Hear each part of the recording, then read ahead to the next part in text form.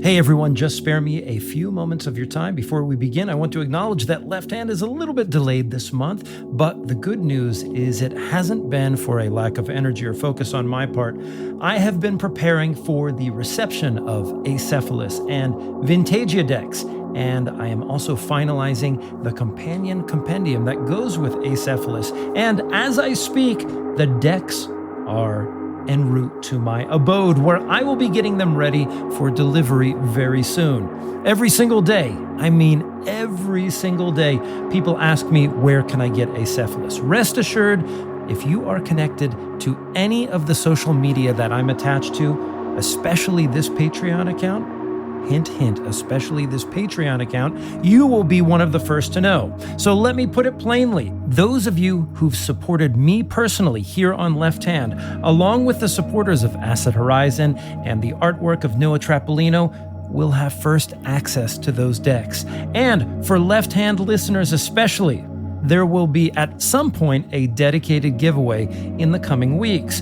We have a full suite of events lined up to launch the decks and the book, and your support on Patreon makes all of this possible. One of the places we'll be profiling these projects is the Durations Festival, happening November 8th and 9th at Public Records in Brooklyn. It's an incredible gathering of performance, music, and theory. I'll highlight just two events here. First, 5 Gates. Disquiet of the Virtual and the Artificial, a quasi-scripted encounter between Jason Babak Mohageg and Reza Nagaristani and myself as well, and a special panel on philosophy and magic hosted by our friend Meredith Graves. At that event, I will have some decks available, so if you are there in person, you may be able to get one. And with that said, let's just move on to today's episode. The Body Without Organs, Artaud's Last Writings, with Stephen Barber. This is Left Hand, and I am your host, Sarepty, also known as Craig, from the Acid Horizon podcast. Today, we're diving into the late writings of Antonin Artaud, brought together in the collection A Sinister Assassin, translated and edited by our guest, Stephen Barber. These are Artaud's last works, furious, visionary texts, where he takes aim at Christ, psychiatry, sexuality, and language itself, while imagining a body beyond its organic limits, or what is more properly understood as a body without organs. Stephen Barber has been one of the most important voices in keeping Artaud alive in English. His work with Infinity Land Press includes A Sinister Assassin, and Artaud 1937 Apocalypse, and I think you have other works, correct, Stephen? Yeah, there's a book called Blows and Bombs as well, which is probably my favorite of these. That's been in lots of languages, so that's more of a biographical study where I wrote about all my encounters with Artaud's friends, collaborators, and psychiatrists. Oh, great. Well, after we finish the intro and we finish talking about A Sinister Assassin, maybe we'll talk about that a little bit too. Each of these texts bring us closer to the intensity and strangeness of Artaud's final visions. So today we'll ask, what do these writings reveal about Artaud's war with spirit and his devotion to the body? How do they reshape the way we think about theater, philosophy, and performance? And what can we learn about translation itself when faced with Artaud's eruptions of glossolalia, drawings, and language pushed to its breaking point? Welcome to the show, Stephen. Thank you, Craig. So let's talk about Antonin Artaud. Now, I'm assuming that most of the people tuning in right now probably know at least a little bit of something about Artaud, but I like to imagine that this is someone's first brush with Artaud. As you give us a short introduction to the man, maybe you can tell us about yourself, your work, and how is it that you got involved in Artaud studies? Yeah, so I'll just give you a little overview of Artaud's life. So he was born in Marseille, in the port city of Marseille in 1896, spent most of his first years in sanatoria, and he moved to Paris in 1920. and quickly became involved with the Surrealist movement, which was just forming at that time. He became a very seminal figure in the Surrealist movement. Eventually, he was expelled from the movement. He was such a strong character that I think he more or less challenged André Breton for, prominence in the Surrealist movement. And during those years, he was also working on film projects, experimental theatre works. And so that continued until the middle of the 1930s. And then he decided he was going to travel, that he had preoccupations with a coming apocalypse that he was convinced was going to engulf the world. So first he went to Mexico and spent a year investigating peyote in the Tarahumara area of northwestern Mexico. Made very, very exhausting travels there. And all of this was on a French government grant. So I think he must have been the only person ever to have taken peyote for a year as a scholar of the French government. Then he went back to France, and he was determined that he was going to go to remote islands off the western coast of Ireland, the Aran Islands, especially to the island of Inishmore. And it was from there that he was going to witness the apocalypse take place. And he wrote a short book called The New Revelations of Being, and then immediately took off for Ireland. He made the journey with literally no money whatsoever. He was staying in lavish hotels and then making a run for it afterwards. And so people chased him for years afterwards, but he did the entire journey to Mexico, to Ireland with no money whatsoever. And so he spent several weeks on this island of Inishmore, and he would climb up to hill forts, ancient hill forts, and expect that the apocalypse would begin to engulf the world while he was watching it. Then he became very disillusioned when this did not happen, and he went across Ireland to Dublin, caused a lot of trouble, and was arrested and deported back to France. And he was then in psychiatric hospitals for 11 years, and only after his release was he able fully to begin to write again, and had a very, very prolific last 19 months of life in the suburbs of Paris. And then he died of an overdose of chloral hydrate in 1948. So my interest in Artaud's work, I saw the film projects that Artaud had worked on in the Surrealist era in the 1920s, but I especially was intrigued by a radio recording from 1947-48 called To Have Done with the Judgment of God. This was a banned and censored radio recording. It's really Artaud's last work. It was the last thing that he had the opportunity to create, and he was bitterly angry that it was censored by the radio station, not by the French government, by the radio station itself. They commissioned the project from him, and then they banned it. And when I started to research Artaud's work at the end of the 1980s, it was almost impossible to hear. It was still extremely difficult to track down, but it was possible to do that. And then I had some arts grants in England to spend 5 years in Paris researching Artaud's work. And at that time, a lot of his friends and collaborators were still alive. So his main assistant, Paul Thévenin, who took part in that radio recording, was still alive. His psychiatrists were still alive. So I met the psychiatrist Gaston Fedia, who administered 50 electroshocks to Artaud at the Rodez asylum, and met a lot of his other friends and the people that he was involved in at that time. And then I started to write about these experiences of researching Artaud's work. And just to let listeners know, one of the core texts that we're going to focus on here today from Infinity Land Press is A Sinister Assassin. And Stephen, I believe that you said that these late works are among the most extraordinary in Artaud's career. And I want to sort of highlight what appeared to me as a grace note in A Sinister Assassin, either in your introduction or in the notes.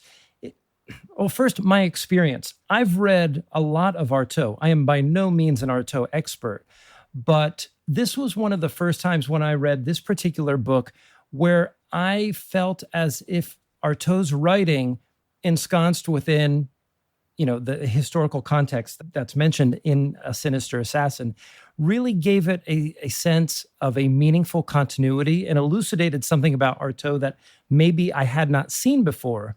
And I believe you say somewhere in that text that you have a mild disdain for the way that Artaud's works are sometimes anthologized and brought together. But something about this particular work for me was just very nice. The introductions, the footnotes, and everything else besides created a continuity that made this work come alive. And maybe you could just say a few things about all that. Yeah, I've been very interested to assemble translations of Artaud's very last work. And so this is a very, very prolific, productive period that he had in the last 4 months of his life.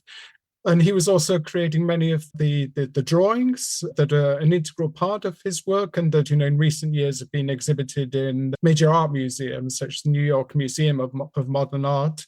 So it was a very, very intensive period in Artaud's life where so much is reduced. It's really getting to the essentials of the preoccupations that Artaud had with corporeality, enemies that would steal his life away from him, his disdain for all societal arrangements, and numerous other preoccupations. And this book, A Sinister Assassin, was a COVID project. So I think that was what allowed me finally to get to grips with this plan to put together all of Artaud's last writings, interviews, and notebooks from the last few months of his life. Sometimes when we think about the French literary tradition, we associate it with a kind of libertinism. And I have to admit, the first time that I came to Artaud, I was quite surprised to read about his antipathy towards sexuality and procreation. This is a big departure from somebody like Bataille, for example, or the Marquis de Sade, or someone like that. And where does that come from for Artaud? We'll start there. There's many things to say about his relationship to the body, but let's talk about why he shows such a strong hostility towards sexuality and procreation. It really develops in the 1930s, so it's not there throughout Artaud's life. And perhaps he had a more normal sexual life when he was in his 20s, into his 30s. But then there's an immense transformation in Artaud's work from the mid-1930s onwards. It's the time when he is almost destitute, that he's planning these journeys to Mexico and to Ireland. But at the same time, he has a ferocious hatred of sexuality develops in his work.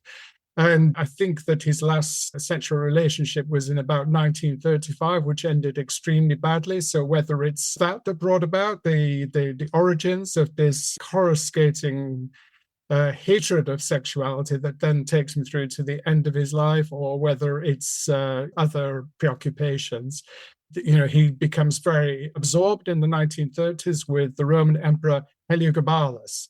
And Heliogabalus is not an emperor with a normal sexual life. And so I think that perhaps this transsexual, atrocity-obsessed Roman emperor might have somehow also been a factor there in this detestation of sexuality that propels Artaud through the last 15 years of his life.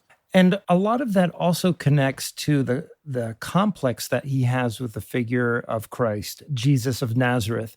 And he attacks Christ consistently, not only in some of the writings that we see in this text, but also from Infinity Land, I got the true story of Jesus Christ, where he goes after the figure of Christ with scatological imagery. Donkey farts come up notably many times. What is he doing there? Because on the one hand, it's kind of like a syzygy relationship that he has. He identifies with the Christ figure, but he also rejects it as well. Well, Artaud believed that people had got the wrong Christ and that he himself was Christ, which is a very common delusion. But Artaud has other dimensions to it. And so he has a particular idea of the suffering of Christ, and he himself had been tortured in the insane asylums. So there is that sense there of an exhaustive physical tearing apart, which is there in Artaud's conception of Christ as well.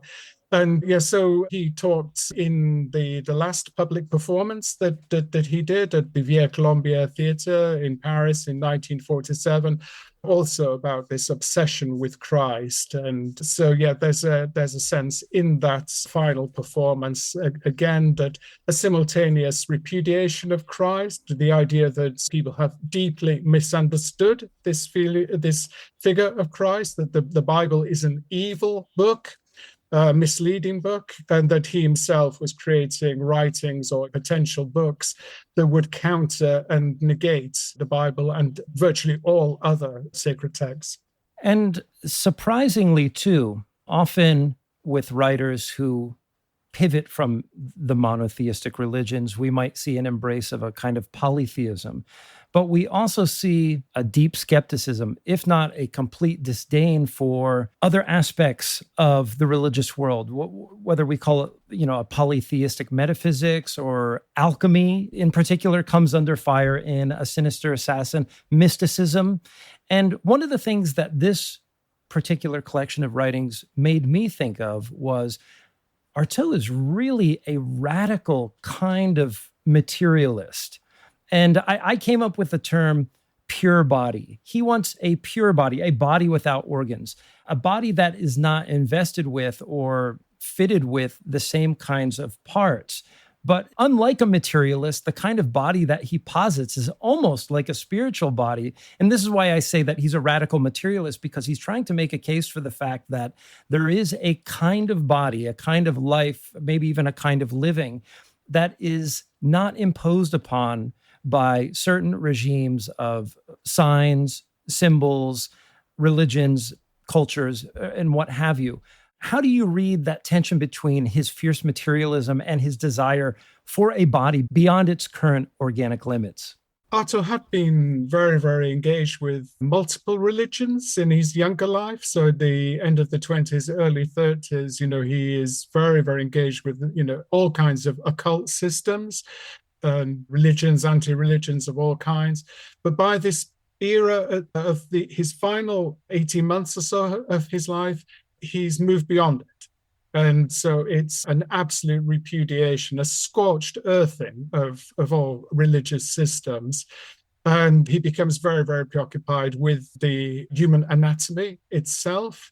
And so it's Artaud who came up with the phrase, the body without organs, which Deleuze and Guattari then developed into their own particular system. But Artaud's idea of the body without organs is somewhat different and, perhaps connects to his preoccupation with performance. And so when Artaud talks about the body without organs in this final radio recording, to have done with the judgment of God, it's a radical, even pure upheaval of the human body or reworking of the human body, but it's also an act of anatomization. So it's a very violent act as well. The organs would be wrenched from the human body in Artaud's creative process. As he says, it would take place on the autopsy table. And then it transmutates into a dance. And Artaud is very, very preoccupied with dance in the last year or so of his life. And so he imagines this body without organs as a dancing entity. So, it no longer has its organs, but it still has its face and it still has its skeletal elements to it. And it's dancing in delirium. So he's very, very preoccupied with the idea of delirium and that it takes place in dance halls. So it's also a popular culture thing. Artaud gets very interested right at the end of his life in communicating with a mass audience, which is completely the antithesis of his earlier work, where he was not interested in audiences at all. And so, part of the reason why he agreed to do a radio broadcast is that he wanted the anticipated audience of 1 million auditors for it. And in those last months of his life, he's also doing text for the major newspapers in France at the time, and agreed for the first time in his life to do interviews with journalists as well. So the very last thing that happened to Artaud is that 2 newspaper journalists went to interview him. And again, it's the same preoccupation. It's the body without organs, a body that has been seared, eviscerated, and is still living, is still creating, and primarily through a medium of dance. Yeah, I'd like to pursue the body without organs conversation a bit more. I mean, one of the readings from both Deleuze and Guattari regarding the body without organs is that everywhere we go as a body on this planet, life faces knowledge in a way that knowledge can cut us off from what we can do. In other words, there's a constant sort of process of vivisection happening to everybody that navigates this planet. And I think that's a very faithful reading of Artaud. And one of the things that I picked up in this particular set of writings in A Sinister Assassin was Artaud insists in many places in his last writings that he was not mentally ill. He was never mentally ill. And I would argue that from my vantage point, his critiques of psychiatry and psychoanalysis are among the clearest statements that we get in these texts. And so I was curious, how do you read those claims, especially given his years in asylums and the, is it 50 plus electroshock treatments that he received in his life? Let's talk about Artaud's relationship to psychiatry and this idea of a body without organs. Yes, in this final radio recording where Artaud talks about the body without organs, allied to this, very closely allied to this, is the repudiation of the idea that he is mad. And Artaud absolutely rejects that he was mad. And this is from a man who had just spent the previous decade in psychiatric hospitals. And and I had the opportunity, as I said, to actually have some in-depth discussions with Artaud's psychiatrists, most especially Gaston Fedia, who died soon after I'd been speaking with him. He died in 1990. And Fedia himself was a pornographer, a drug-crazed pornographer, who suddenly became the director of a psychiatric hospital because it was the period of the Second World War. And there was an acute shortage of people who were willing to go to provincial psychiatric hospitals. And Fedia was willing to do this because he was very, very young at the time. He was in his 30s. So he took on this assignment to be the director of the Rodez Psychiatric Hospital. And he'd been there for maybe a year. And then suddenly Artaud arrived. And this was because Fedia was a friend of some of the surrealist poets. And so they could see that up until that point, he'd been in northern France, and people in psychiatric hospitals in northern France were starving to death. And so in the asylum that Artaud left to go to Rodez, Vie asylum, 50% of the patients died in just 1 year during the German occupation of France. And so he arrived there in 1943. Now, Fedia had a set of diagnoses of psychiatric disorders that he applied to Artaud, but he also saw himself as an extremely innovative psychiatrist. And so this was why electroshock appealed to him, because electroshock was very new at that time. I think it's from 1938 that it had been invented. And so he saw it as the most innovative treatment that he could apply on Artaud. But Artaud had numerous contacts with psychiatrists. At one point, Jacques Lacan was his psychiatrist when he was at the Sainte-Anne Asylum. I think this is in 1938. And Lacan and Artaud did not get on. And so Artaud has some choice insults for Lacan in his later work. The crucial thing about psychiatric diagnoses is the ones that were applied in the years that Artaud was in psychiatric hospitals very, very rapidly became obsolete in subsequent decades. And no longer really, you can't configure them over contemporary psychiatric diagnosis at all. So Artaud was working with what was essentially, an improvised system, which was soon to be consigned to obsolescence. And so you can see, part of his fury against definitions, diagnoses of insanity, because psychiatric community at that time were inventing a new vocabulary, which was soon to fall into disuse. And I'd like to know a little bit more about this figure, Gaston Fedia. He was, as you said, a pornographer. He started his young adult life as a leftist, maybe an anarchist, and then became a psychiatrist. From some perspectives, he's just completely flipped his polarity in some sense. In the book, you say that you talked with him in the 1980s, correct? Towards the end of his career? Yes, I met him in 1987, and I met him first in London. He came to give a talk in London, and so I met him there, and he invited me then to go and see him when I went to Paris to begin this research on Artaud's work. And the first time that I went to see him was in the northern Paris suburb of Aubervilliers. And so he was semi-retired at that point, but this was a clinic for children. And so he electroshocked the children at this clinic. And so we had a lot of discussions there in his office. And then he invited me. He lived south of Paris in a riverside house. So I went there. Some people that I met in Paris told me that it was crazy to meet this guy because Artaud loathed him. But I felt that I was in quite a unique situation as a researcher, that he seemed well disposed to me. I was very, very young at this time. I was only in my early 20s when I was doing this research.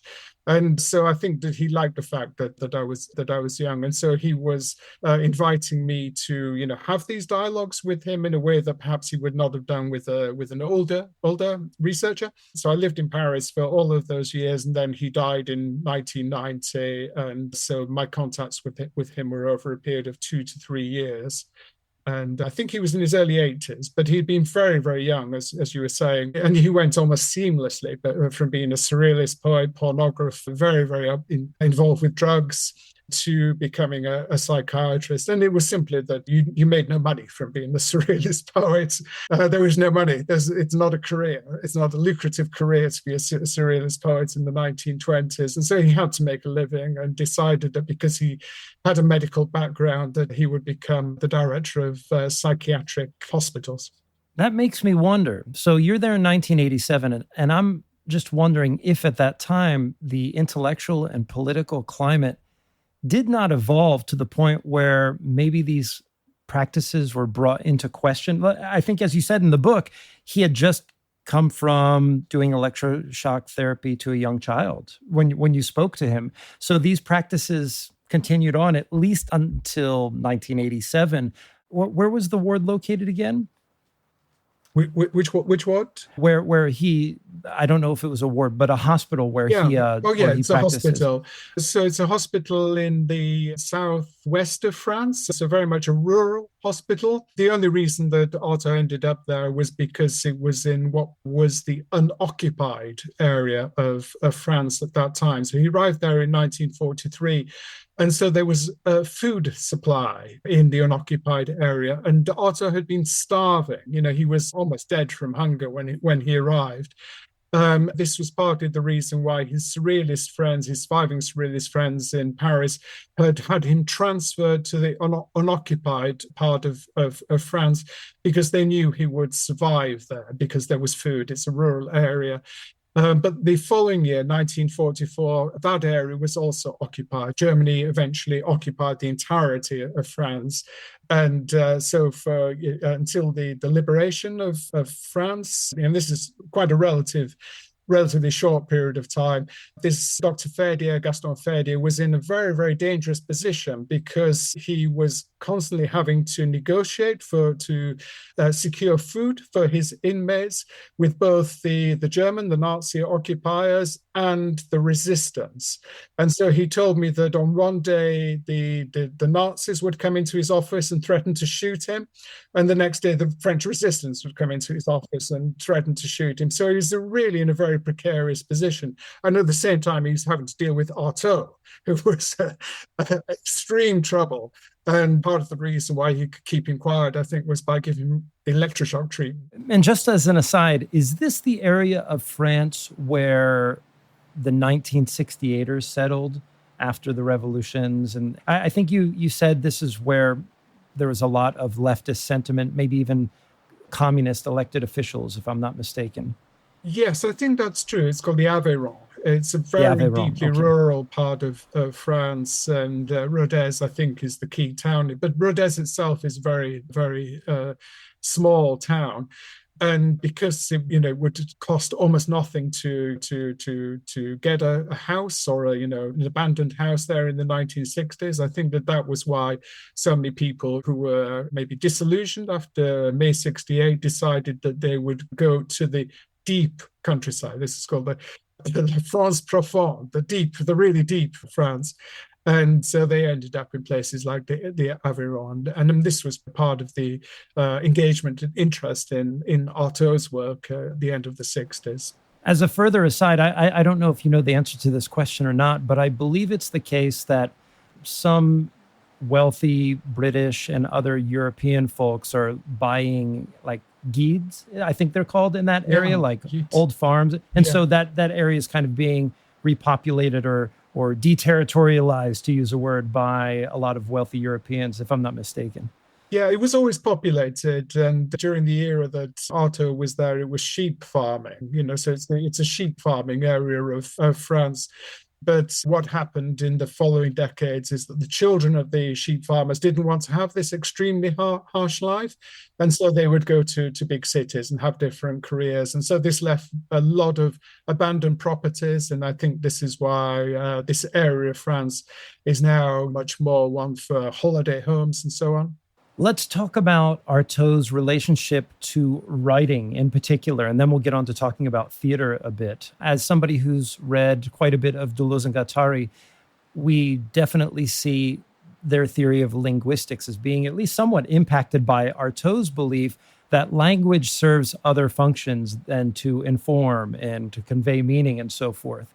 And Artaud himself criticizes writing as inadequate, but he also kept writing right up until the very end. How do you see him working through that contradiction?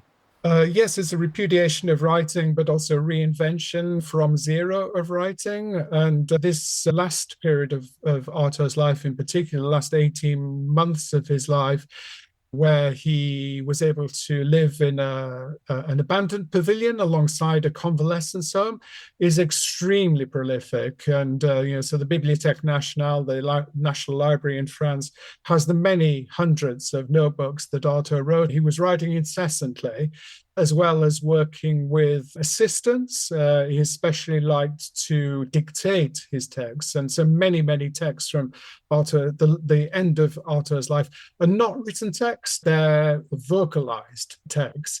And so sometimes he would vocalize from the material, the raw material that he had in his notebooks, but often he could improvise. And I mean, to some extent, this is only the last 18 months of Artaud's life, because during the nearly a decade that he had been in psychiatric hospitals, he often did not have the opportunity to write. He didn't have notebooks. He didn't have a space in which he could write. So his writing is very erratic during those years. But then at the end of his time at the asylum of Rodez, he was getting a steady supply of notebooks. And so then his writing really resurges. And so this compulsion to write carried over the time when he then moved back to Paris in May 1946. And then he writes incessantly until March 1948 when he died. And these days, things like experimental poetry. In the 1970s and 80s in the United States, we had what was called language poetry and so on. And these days, Artaud's writing might, at first blush, might seem dated by the standards in the way that writing has evolved in the postmodern world. But at that time, was Artaud's writing seen as unique? Does he surpass the surrealists in any way? And maybe a better question is, do you see theater in the writing? You're saying that when we see those tracks of glossolalia, especially at the end of various texts in A Sinister Assassin, are these meant to be performed in any way? What is he trying to do there? When Artaud talks about theatre, it's not really the kind of theatre that you associate with theatre buildings. It's an anatomical act, as we were saying earlier, an evisceration or a tearing open of the body. So it does connect to maybe performance art, radical performance art, things like the Vienna Actionists of the 60s and more contemporary performance art as well. But it doesn't really configure onto more conventional theatre. Sorry, what was the second bit there? About glossolalia, I mean, okay. Is this meant to be performed in some sense, or was he imagining himself as it being more than on the page? Yes, for glossolalia, this is something that Artaud only began to use, I think, in the last 18 months of his life. And so, yeah, it's a disintegration of language, but also a bringing together of many of the languages that Artaud knew, since he was from the Mediterranean, from the southern Mediterranean, knew Greek, Turkish, a lot of different languages. And so Artaud did perform very often, and whenever friends came to see him in his pavilion, he would perform. But perhaps the most extraordinary performances that Artaud created were from this radio recording of 1948. And at the end of the recording sessions, he did a series of extremely exhausting screams. And so I think that these perhaps encapsulate what Artaud had in mind when he talked about performance. He also does percussion and battering of musical instruments to some extent, because the recording was made in a recording studio, which was quite rare for Artaud, that he had the resources to actually be in a recording studio. And so he made full use of it. And so this was Artaud's performance of his glossolalia, but also of his screaming. And during the last period of his life, he also did 3 public performances. So this performance at the Vie Colombier Theatre, which I mentioned, Artaud was really revered at the time. He had so many of the writers, André Gide, Breton himself, they all came to this performance. So he himself was entirely indifferent to being revered, really the subject of adulation amongst French writers at that time. And during the last year of his life, he also had the opportunity to begin to exhibit his drawings. So Artaud made both images of corporeal fragmentation, but he also did portrait drawings. And so I think during the last 2 years of his life, he made 60, 70 drawings, which, as I mentioned earlier, have been exhibited in large art museums in recent years.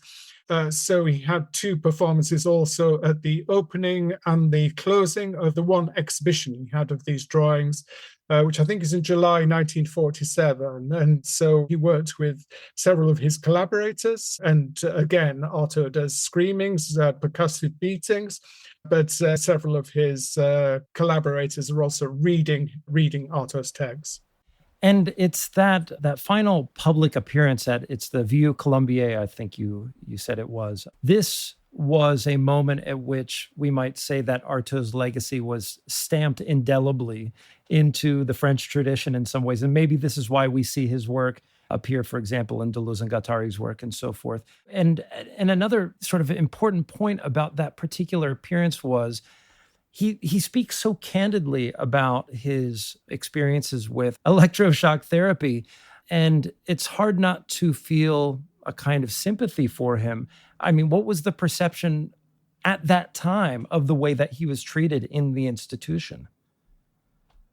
Yeah, the response was anger, and Artaud's friends absolutely loved this figure of Gaston Fedia, and Fedia occasionally came to Paris, and Artaud's friends used to chase him around the streets in fury.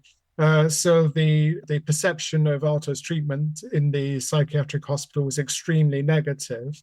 This performance at the Vie Colombier Theatre, it was the one night of the week when there wasn't a very conventional theatre performance, and the management of the theatre liked to invite writers to come and speak about whatever they wanted to do.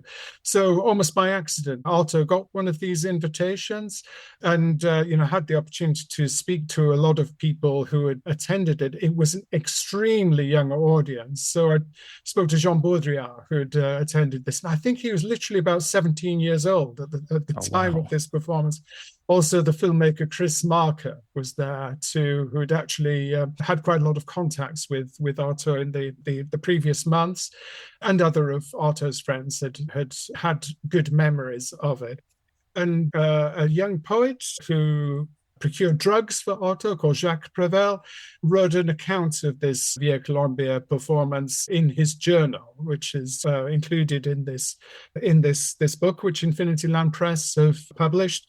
So I made a translation of it. I didn't translate any of the rest of the book, but I translated Prével's account of it, which had never been translated into English before. And yes, so people had very, very vivid memories of it. But what is most important is that the notebooks, Artaud spent several months preparing texts for this performance. And then these are the notebooks that are translated. And in this book, Infinity Lamp Press, when Artaud reached the stage, he threw aside his notebooks and instead he improvised. When he went back to his preoccupation with his treatment at the Rodez asylum and gave an account of an incident in which he had been electroshocked, and he believed that he had this out of the body experience that I think is quite familiar, and that was actually he was floating on just below the ceiling of the treatment room, and was watching the psychiatrist Fedia and the attendants, the young doctors, trying to resuscitate him because they believed he was dead, that they had killed him with one of the electroshocks. And it wasn't until an hour and a half later that Artaud suddenly came back to life again. So he gives this account of his experience of electroshock, which is very, very vivid. But at the Vie Colombier, he also read several of his poems and reads them in a great state of tension and stress. So the audience could barely hear what he was reading, and then he curtailed the event very, very suddenly. What happens after Artaud is released from the psychiatric hospital? It seems that he's living in like a gazebo or a pavilion just adjacent to the hospital grounds. Yes, it wasn't a psychiatric hospital. It was a convalescence home. And so he wasn't under any kind of psychiatric care for the end of his life. And what had happened was that his friends in Paris had collected together a sum of money which would pay for his board at this convalescence home.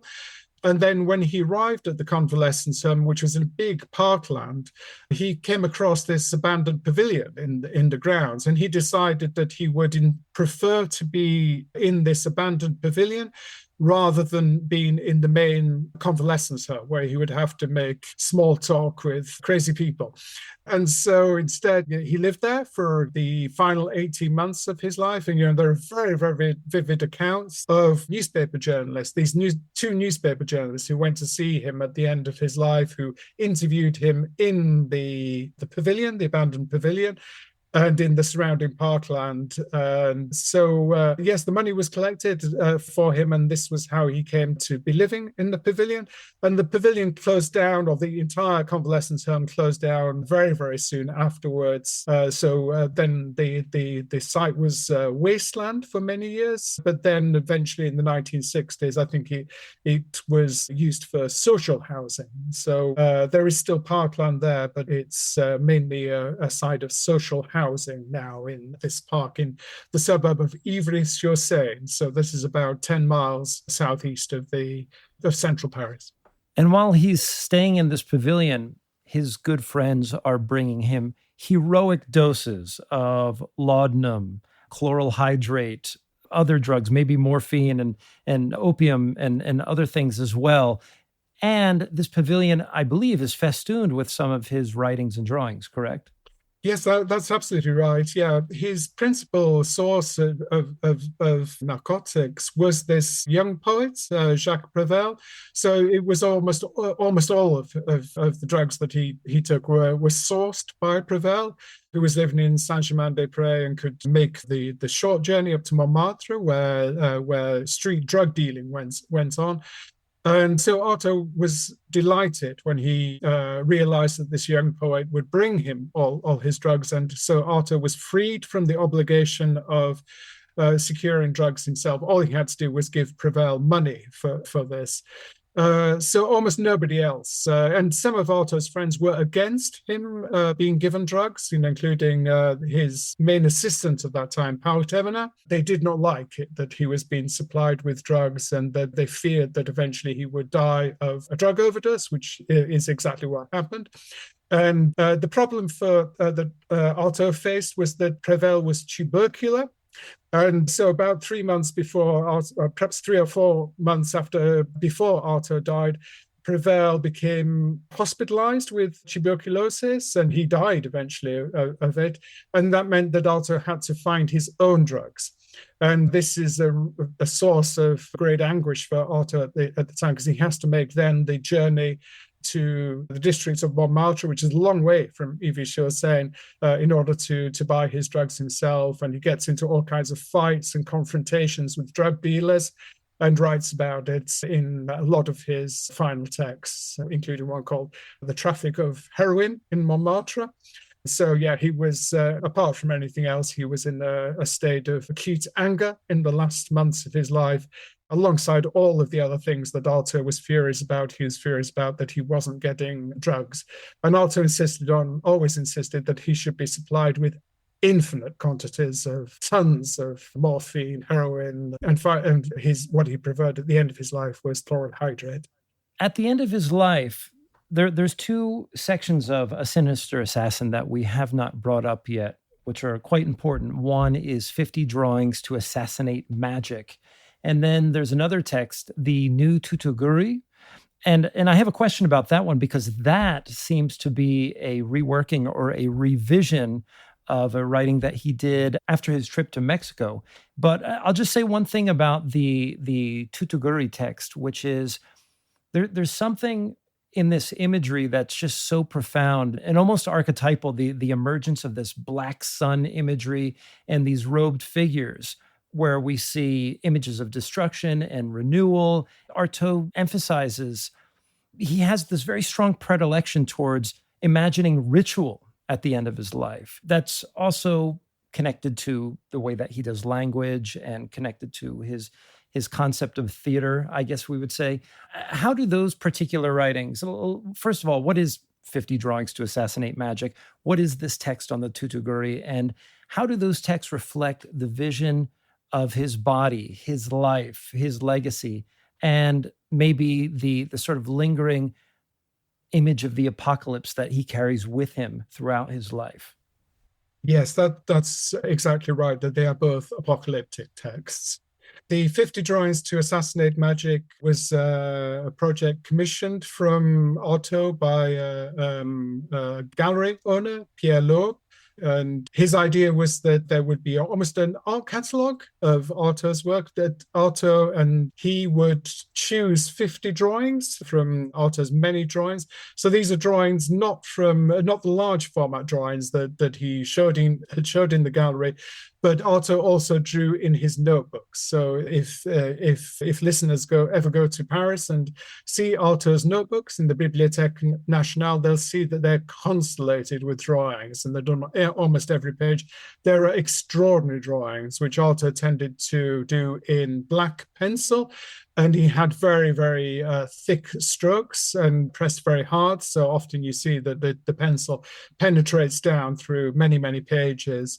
And this, just before Artaud died, he wrote this text called 50 Drawings to Assassinate Magic.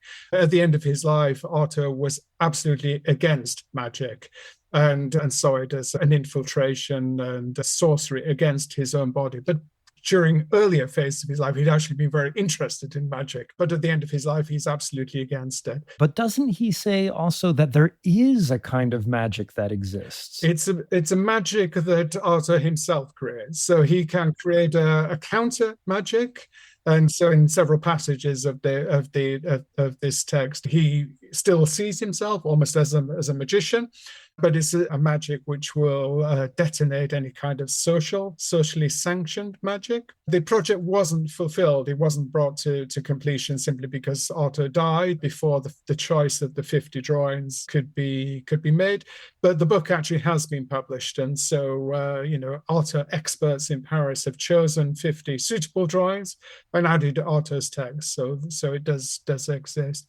Yeah, so the Tutuguri text is Artaud's very last text about the dance of the Tarahumara people in northwestern Mexico. And so Artaud was there, I think, in 1936. So this is 12 years afterwards. He never went back to Mexico, but it really preoccupied him in the intervening years. And while he was interned in the Rodez asylum, I think he published some of his writings about Mexico. and he was still writing about it. It really was a seminal experience for Artaud. I think that his account of the ritual or the dance itself is a invented one. This is not how the Tarahumara people actually did their rituals at all. It's a completely invented one. So Artaud had a text about Tutuguri, the Tarahumara's dance, in his radio show, the To Have Done with the Judgment of God. This he didn't read himself. It was read by the actress Maria Casares. So she reads it at some velocity. Because Artaud then gave that text to one of his publishers, he found himself in a situation where a publisher to whom he had previously promised this text got very angry with him. So he had to write a new Tutuguri text. And in the little note alongside it, he mentions that he was hemorrhaging while he was writing it, and that he found himself regaining consciousness in a pool of blood after finishing writing this text. So this is the final Tutuguri text, which I translated for this book, A Sinister Assassin, which I don't think had ever been translated before. And so it's a very high velocity, very vivid account of the Tarahumara's dance. But as I said, it's really invented. And he's writing these things as his health is deteriorating. And as you're saying, he's hemorrhaging. Yet his writing still continues to express this extraordinary vitality, very imaginative autopsies, bodies exploding into new forms. One of the ideas that I landed on, and I'd just like to sort of bounce this off of you. I mean, would you call Artaud a vitalist of a certain stripe? Deleuze calls him a half philosopher. But what is Artaud's philosophy if we were to boil it down? The philosophy is one of confrontation and constant defensive attack against an entire range of enemies that are coming to kill him, to steal his semen and to kill him. So this is really the philosophical core of those final texts of Artaud. And it's true that Artaud wasn't at all daunted by the fact that he was extremely ill for most of this last part of his life, that he had cancer. It seems that he had cancer, although some of his friends dispute that he ever had cancer, and had multiple health issues, and was writing all of the time at the same time simultaneously, and was literally writing up until the instant that he died. And the final notebook of Artaud, which is reproduced in this Infinity Land Press book, you can see where his writing cuts off. He cuts off in mid-sentence, and he's telling the reader, the prospective reader, that night a gang of assassins are coming to kill him. They're coming that night, and that he's waiting for them, and that he will do his best to defend himself against them, but they may well assassinate him. And so these are the final lines of this final notebook that Artaud was writing at the beginning of March 1948. He also talks about the fact of how close he had been to death already in these two newspaper interviews that he had done in the previous week. Both of the newspaper interviews are from the preceding days. And so he talks about being dead, of experiencing death at the asylum of Rodez, but also exploring the extremes of life's edge to the point that he was already dead while still alive. Well, I just have to say thank you for these texts, because this most recent encounter with Artaud for me really elicited more interest in Artaud than I've ever had before. And I have to thank Carolina as well for sending me these books from Infinity Land Press, which included A Sinister Assassin. It included the true story of Jesus Christ, Artaud the Momo, and a couple of others, The Obliteration of the World, translated by Peter Valente. And Stephen, I would like to keep you for just a few minutes longer, and I'd like to ask you about the translation of Artaud's works and the challenges you experienced, and what someone getting into the work of translation, maybe some advice or some sage advice that you would have for them. When you were translating these late manuscripts, they're full of neologisms, there's erasures, there's drawings, all kinds of stuff in there that must have been extraordinarily difficult, especially if you're the first person to translate it into English. How did you approach capturing that intensity in English, and what were some of, I guess, what was your methodology? Yeah, you have to wait for an apocalyptic pandemic to come along before you can focus on a project like this, because it is really extremely demanding. But I'm also very, very familiar with Artaud's work, and I think I'm literally the only person who has read all of these 406 notebooks, 100 notebooks that they keep in the Bibliothèque Nationale. And so I am familiar with the way that Artaud articulates his notebook texts, and in that sense, it wasn't difficult because, my French is very fluent and I could follow everything that he was saying. And I understand the context of what Artaud is writing about. Also, Artaud shifts register when he's speaking to the two journalists who came to see him in the pavilion that he lived in at the end of his life. And so this perhaps was the most challenging bit because it's a shift of medium, and the two journalists are summarizing what Artaud said to them. They're not entirely giving transcriptions of what he says. And so then it shifts into the language of late 1940s arts journalism. And so I had to then find out about the context of the two publications that were in which the interviews appeared, the newspaper Combat and the newspaper supplement, was called the Le Figaro Littéraire. And what exactly what status these journalists had. So, what I discovered there is that they were both in their early 20s, these two guys who, one of whom was absolutely terrified by his experience of going to see Artaud at his pavilion. The other one was not so overawed by the experience. And so they're almost wanting to run away. And I think in the Figaro Littéraire interview, the journalist Jean Destin says, "How can I get out of here? How can I get out of here? I'm terrified."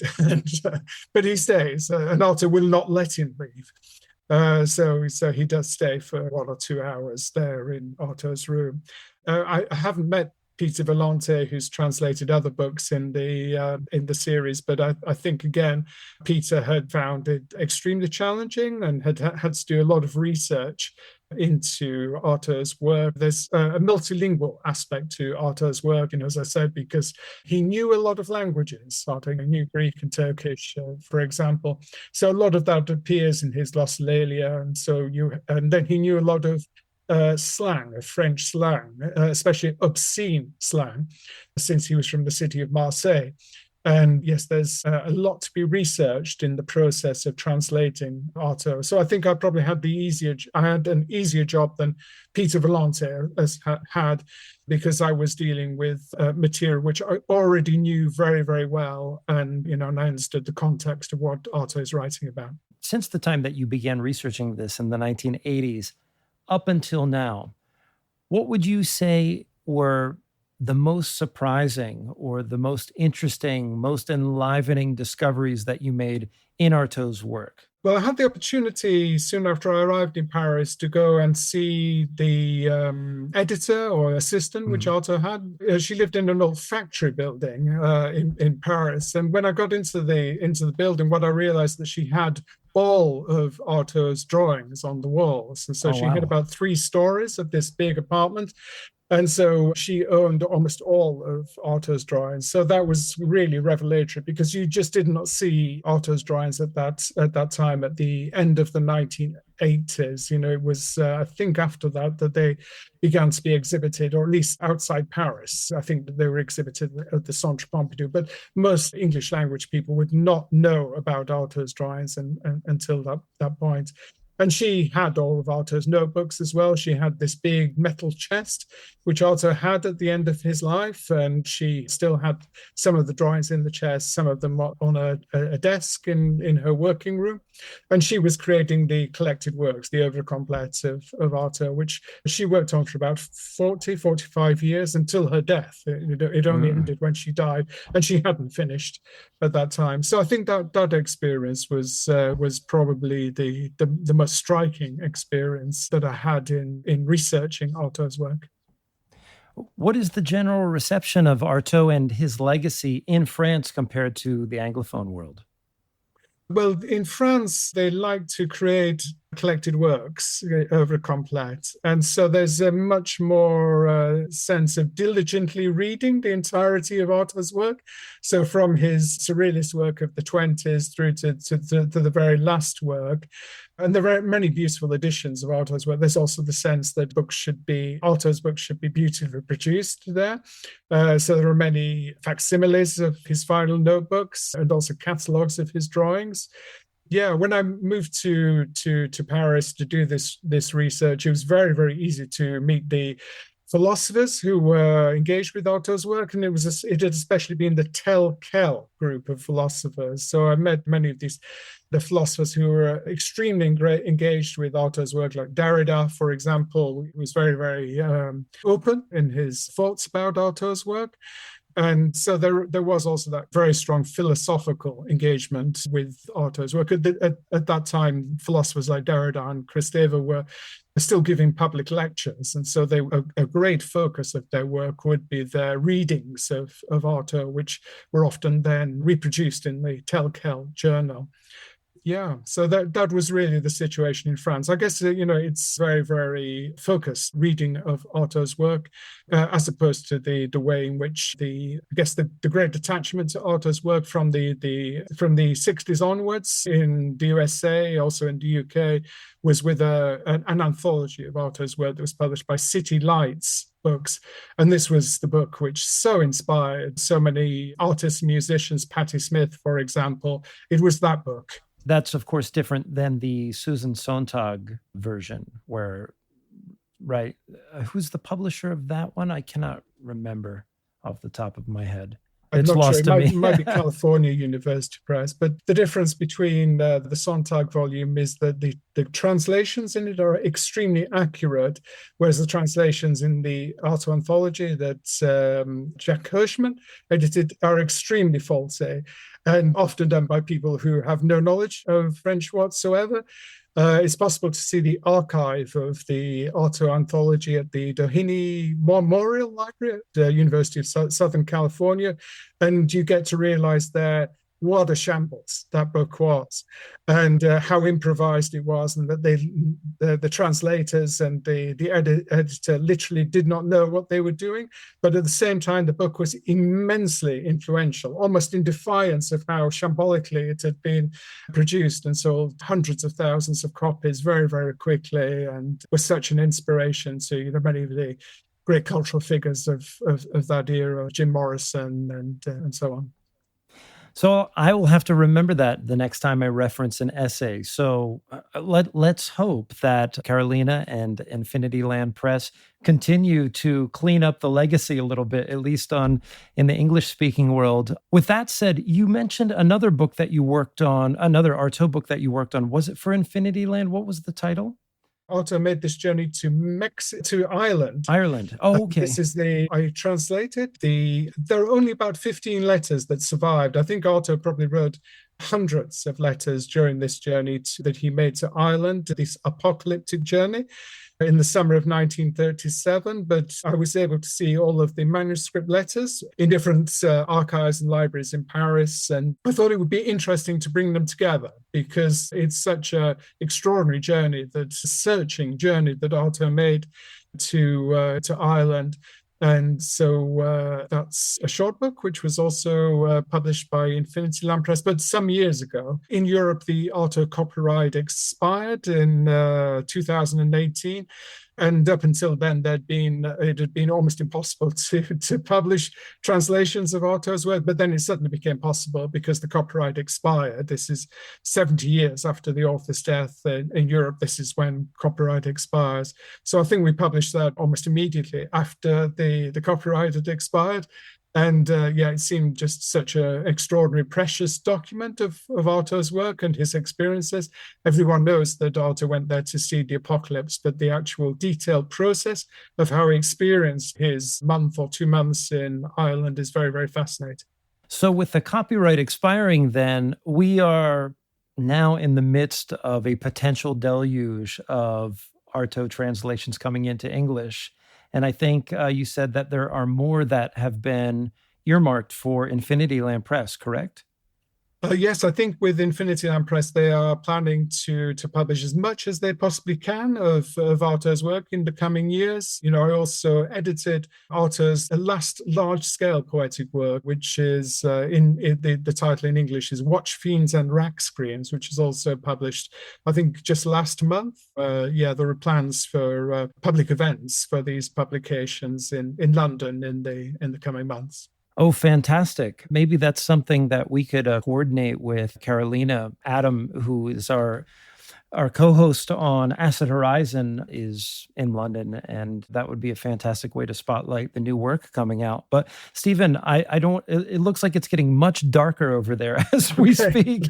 So I don't want to keep you past your bedtime if that's what I'm impinging upon, but I really want to thank you for showing up today. And I mean, we covered a pretty strong portion of this book, but I don't think what we've done really does justice to the text itself. So if you are listening, definitely pick up A Sinister Assassin. Stephen, thank you. And maybe in the future, we'll have you back as more Artaud works come out in English. Yeah, thanks very much, Craig. Thanks very much for this.